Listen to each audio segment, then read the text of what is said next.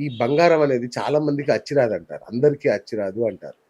మరి ఇప్పుడు ఉన్న సిట్యుయేషన్‌లో ఎవరు కొనాలి, ఎవరు కొనకూడదనని ఏమన్నా రిస్ట్రిక్షన్స్ ఉన్నాయా? ఉంటాయి. ఖచ్చితంగా ఉందండి. మంచి ప్రశ్న ఆ! అడిగారు. మనం బాగా మొదట్లో ఒక ఇంటర్వ్యూ చేసాం. దాంట్లో నేను మాట అన్నాను. ఒక్కొక్కడికి బంగారం సూట్ కాదండి. పెట్టుకున్నా కూడా అవును. పడిపోతుంది, కరెక్ట్. అవును. జారిపోతుంది, అవును. ఎక్కడైనా పెట్టి మర్చిపోతారు, లేపోతే అవును. ఎవరైనా దొంగిలిస్తారని. నాకే స్వయంగా జరిగిందది. ఆహా! ఆ! అది పడదు చాలా మందికి. అస్సలు పడలా. అటువంటి వాళ్ళు ఇప్పుడు ఉదాహరణకి రియల్ ఎస్టేట్ పడనటువంటి వాడు అదే వ్యాపారం కింద ఎంచుకుంటే వాడు ఎన్ని పూజలు చేసినా, ఎన్ని వ్రతాలు చేసినా దాంట్లో ఏమి సార్థకత ఉండదు. ఓకే. అలాగే ఒక్కొక్కడికి బంగారం డబ్బు రూపేణా మారదు. అటువంటి వాళ్ళు బంగారం మీద ఇన్వెస్ట్‌మెంట్ చెయ్యకూడదు. ఓకే. ఇది వారి వారి జాతకాలను బట్టి ఆధారపడి ఉంటుంది. ఓకే. ఇది కేవలం నక్షత్రాలను బట్టో, రాసులు బట్టో మనం చెప్పడం కన్నా ఓకే. జాతకాధారితంగానే చెప్తాం. ఇప్పుడు ఇన్వెస్ట్‌మెంట్ చాలామంది అడుగుతారు. అవును. మన జాతకంలో ధనస్థానము, భాగ్యస్థానము, కర్మస్థానాదులు కొన్నుంటాయి. అంటే జీవితంలో వీడు సంపాదించింది దేని మీద పెడతాడు, దేని మీద నిలబడుతుంది అనేటువంటిది జాతకంలో తెలిసిపోతుంది. ఓహో! అందుకనే గురువుగారు మేము ఏమి ఇన్వెస్ట్‌మెంట్ చేయాలి అని అడిగినప్పుడు ఓకే. మ్యూచువల్ ఫండ్స్ అని కొంతమంది అడుగుతారు. ప్రాపర్టీలు కొనొచ్చా? హ్మ్. లేపోతేనేమో బంగారం కొనొచ్చా? లేపోతే ఏమి లేదు ఫిక్స్డ్ డిపాజిట్ వేసుకోవచ్చా? అని రకరకాలుగా అడుగుతారు. అప్పుడు ఓకే. వాళ్ళకి అదే చెప్తాం. నీ ఫలానా స్థానం ధనస్థానమో, చతుర్థ స్థానమో, దశమమో, లగ్నమో పలానా అలా ఉంది కాబట్టి మీరు దీని మీద పెట్టుబడి పెట్టొచ్చు. దాని మీద నిలబడుతుంది. ఓకే. ఒక్కొక్కడికి ఇల్లు నిలబడే యోగం ఉండదు జాతకంలో. వాడు అవును. ఎంత ఇల్లు కట్టుకున్నా ఆ ఇళ్ళన్నీ అమ్మేస్తాడు. లేదు ఇల్లు కొనుక్కుంటాడు. కానీ ఆ ఇంట్లో ఉండే యోగ్యత వాడికి ఉండదు. హ్మ్. ట్రాన్స్‌ఫర్‌లు అయిపోతూ ఉంటాయి. పలానా చోట సొంత ఇల్లు ఉంటుంది. కరెక్ట్. కానీ వీళ్ళు మాత్రం అద్దింట్లోనే తిరుగుతూ ఉంటారు. అవును. ఇవన్నీ ఏంటంటే జాతకపరమైనటువంటి విషయాలు. అందువల్ల ఈ బంగారం ఇన్వెస్ట్‌మెంట్ కూడా అందరికీ సూట్ కాదు. ఓకే. కాబట్టి ఇది జాతక పరంగానే వారు వెళ్ళాలి. రైట్. కొంతమందికి ఇంకో లోహం, కొంతమందికి ఇంకో లోహం. ఇంకోలో ఓకే. ఓకే. అట్లాగే గురుగారు వెండి. అంటే వెండి గూడా పరుగులు పెడుతుంది ఆ! చూసాం మనం. ఆ! అయితే వెండి గూడా చంద్రుడితో సంబంధించింది. అట్లాగే చంద్రుడు మనఃకారకుడు అని. డిప్రెషన్‌లో ఉన్నవాళ్ళు, మానసిక సమస్యలతో బాధపడేవాళ్ళు వెండిని ధరిస్తే మంచిది అంటారు. నిజమేనా? ఇది అట్లాంటిదేమన్నా ఉందా? ఒకందుకు నిజమే. ఓకే. పూర్వకాలంలో గూడా కాశీ క్షేత్రంలో మనకి చంద్రేశ్వర మహాదేవ్ అని ఒక దేవాలయం ఉంటుంది. ఓకే. అది సంకటామాత గుడి పక్కనే ఉంటుంది. ఆ ఓకే. చంద్రేశ్వర మహాదేవ్ దగ్గర చంద్రకూపం ఉంటుంది. ఈ చంద్రకూపంలో ఉన్నటువంటి నీటిని తీసుకెళ్ళి ఈ చంద్రేశ్వర మహాదేవ లింగం వెండితో చేయబడి ఉంటుంది. ఆ వెండితో చేసినటువంటి శివలింగాన్ని ప్రతినిత్యం అభిషేకించడం ద్వారా మానసికమైనటువంటి సమస్యలు తగ్గుతాయి. పిల్లల్లో ఆటిజం ఉంటుంది. హ్మ్. ఆ ఆటిజం ప్రాబ్లమ్స్ తగ్గడం. అలాగే కొంతమందికి మానసిక వైపరీత్యాలుంటాయి. ఆ మానసిక దౌర్బల్యత ఇవన్నీ కూడా అలా చేయడం వల్ల తగ్గుతాయి. హ్మ్. లేదు అంటే వెండితో చేసినటువంటి శివలింగాన్ని ప్రతిరోజు అభిషేకించడం ద్వారా కూడా ఈ రకమైనటువంటిది తగ్గుతాయి. ఓకే. అయితే ఇది కేవలం అర్చన విషయంలో ఎందుకు చెప్పారు అంటే ప్రతి ఒక్కరూ వెండిని ధరించేటువంటి స్థితి ఉండకపోవచ్చును. ఇప్పుడు గతంలోను అవును. ఇప్పుడున్న పరిస్థితుల్లో గూడా. అవును. వెండి ధారణ చేయడం కూడా చాలా మంచిదే. హ్మ్. మీరన్నట్టు అది మానసికమైనటువంటి దౌర్బల్యాన్ని వాటిని నివారించి మనకి ఏదైనా సమతుల్యతని ఏర్పాటు చేస్తుంది. అందులో భాగంగానే స్టోన్స్ గూడాను. ఓకే. రత్నధారణ కూడా దానికే పనిచేస్తుంది. హ్మ్. ఏదైనా గ్రహం అనుకూలించకపోయినా అవును. లేదా అనుకూలించేలా చెయ్యాలి అన్నా రత్నధారణ, రుద్రాక్ష ధారణ కూడా చాలా ముఖ్యం. అవును. అలాగే మనం వేసుకునేటువంటి బంగారము, వెండి, ప్లాటినము లేదా ఇంకా రకరకాలైనటువంటివి కూడా తీవ్రమైనటువంటి ప్రభావాన్ని చూపెడతాయి. ఓహ్! ఓకే. ఇప్పుడు ఇంకొక విషయం కాపర్, రాగి. రాగి గూడా నెక్స్ట్ గోల్డ్ అంటున్నారిప్పుడు. దానికి గూడా మార్కెట్ వచ్చేసింది. అది స్టాక్ మార్కెట్‌లో ట్రేడ్ అవుతుంది. అవుతుంది. ఇప్పుడు షాపుల్లోకొచ్చేసింది. హ్మ్. రాగి కడ్డీలు అని అమ్ముతున్నారు. రూ. హ్మ్. 2,500 కడ్డీ. అవును. అలా అమ్ముతున్నారు. అవును. ఈ రాగికి ఏంటి? రాగి ధరించడం గూడా జ్యోతిష్య పరంగా ఏమన్నా ఉంటుందా? రాగి ధారణ అనేటువంటిది శరీర సమతుల్యతకి చాలా ముఖ్యము. మీరు ఓకే. ఉత్తరాది గనక వెళ్లారనుకోండి, ఉత్తరాది వాళ్ళు వెండి బ్రాస్లెట్ వేసుకుంటారు. కంకణాలు ధారణ చేస్తారు. రాగి కంకణం వేసుకోవడం కూడా చాలా మందిలో అవును. చూడొచ్చు. అవును. అవును. రాగి శరీరంలో ధరిస్తే ఏంటంటే, ఈ copper is a pure conductor of electricity. Okay. అది ప్యూర్ ఎలక్ట్రిసిటీని మనకి కండక్టర్ కింద పనిచేస్తుంది. ఈ రాగి వేసుకోవడం వల్ల అది హీట్‌ని అబ్జర్వ్ చేస్తుంది బాడీలో.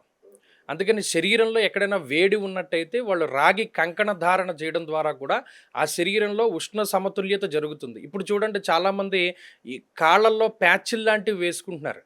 అంటే రాత్రి కాళ్ళకి ప్యాచులు ఉంటాయి కొన్ని.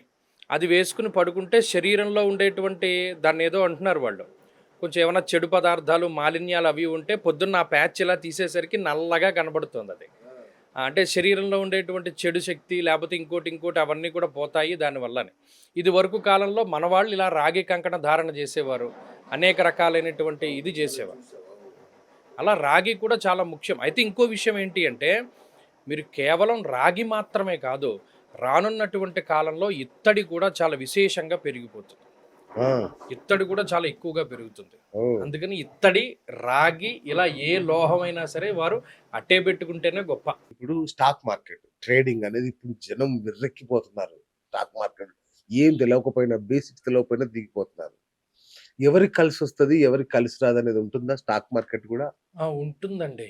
కొంత చెప్పచ్చు. ఓకే. కానీ ఏమంటే జ్యోతిష్ శాస్త్రమందు నిధి దర్శనం, అలాగే ఈ జూదము ఇటువంటి వాటి మీద చెప్పకూడదు అని చెప్పాడు. ఓకే.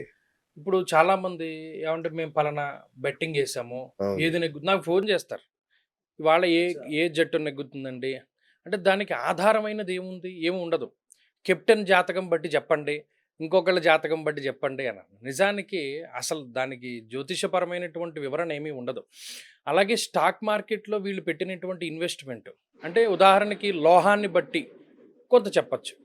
లేదు పలానా దాన్ని బట్టి చెప్పొచ్చు గానీ, ఈ స్టాక్ మార్కెట్‌లో పెడితే డబ్బొస్తుందా? పోతుందా? అన్నది వాడి జాతకమే మనకి ప్రధానం. వీడికి డబ్బొచ్చే యోగం ఉందనుకోండి ఆకస్మికంగా ధనప్రాప్తి, అది భవిష్యత్తులో వస్తుందయ్యా నువ్వు పెట్టొచ్చని చెప్తాం. లేదు వీడికి ధన నష్టం అయ్యేటువంటి జాతకుడు అనుకోండి, అబ్బాయి నువ్వు ఇన్వెస్ట్‌మెంట్ ఇలాంటి వాటి మీద చెయ్యకు, నీ పేరు మీద ఏం పెట్టకుండా ఇంకో దాని మీద పెట్టుకో అని చెప్తూ ఉంటా. అది కూడా ప్యూర్ జాతకం బేస్డే. ఈ స్టాక్ మార్కెట్ గానీ, లేదా లాటరీలు గానీ, జూదం గానీ, స్పెక్యులేషన్ గానీ, ఇవన్నీ కూడా దాన్ని బేస్డ్‌గానే వెళ్తాయి. జాతకం బేస్డ్ గానే వెళ్తాయి. ఒక్కొక్కడికి చూడండి వాడు జీవితాంతం కూడా ఏదైనా జూదం ఆడే సంపాదిస్తాడు. అవును. అలా కరెక్ట్. కరెక్ట్. సంపాదించిన ఉన్నారు. వాళ్ళు చాలా మంది చాలా ఉన్నారండి. మంది అవును. ఉన్నారు. నేను చూసాను. అవును. వాడికి అదే లాభిస్తుంది. అవును.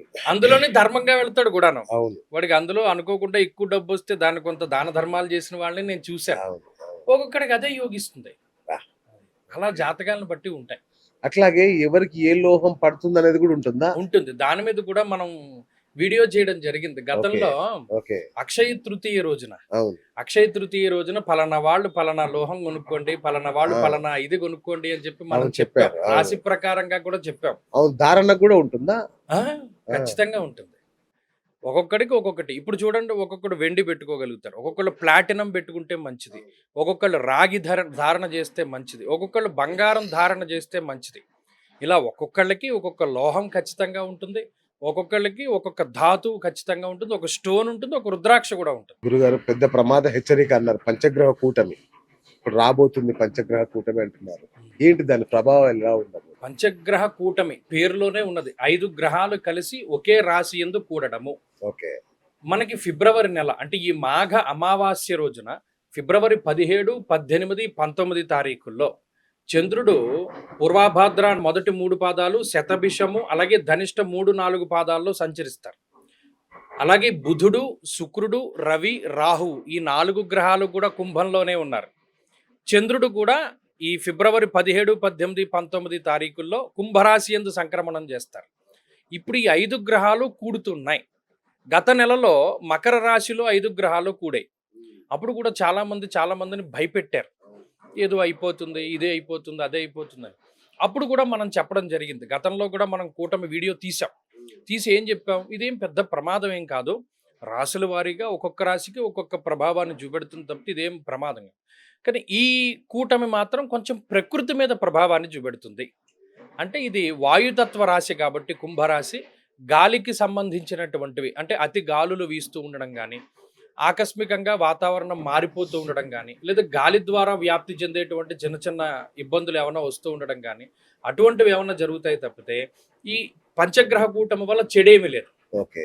ఇండివిజువల్ రాశి ప్రకారంగా చూసుకున్నప్పుడు ఇది మేషరాశి వారికి అత్యంత శుభాన్ని చేకూరుస్తుంది. ఓహ్! ఎందుకంటే జాతకంలో ఏదైనా దోషాలు ఉన్నప్పుడు సంకల్పం చెప్తాం. హ్మ్. పలానా గ్రహాలన్నీ శుభ ఏకాదశ స్థాన ఫలావాప్యర్థం అని సంకల్పం చెప్తాడు. కానీ ఇప్పుడు నిజంగానే వీరికి అన్ని గ్రహాలు 11వ స్థానంలో ఉండబోతూ ఉన్నాయి. ఓకే. అది ఓకే. వీరి అదృష్టం.